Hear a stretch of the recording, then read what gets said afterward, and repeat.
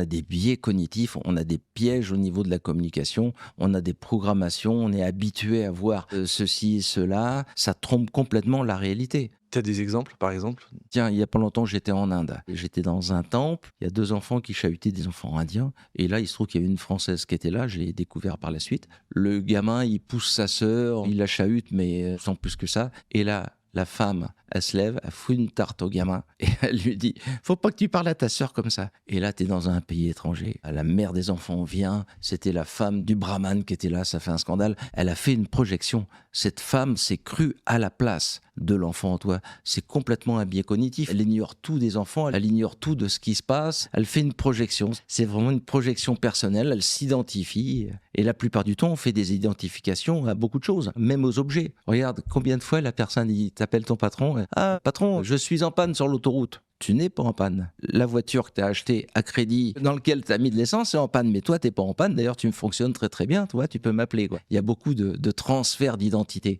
Là, c'est le plus comique, celui-là.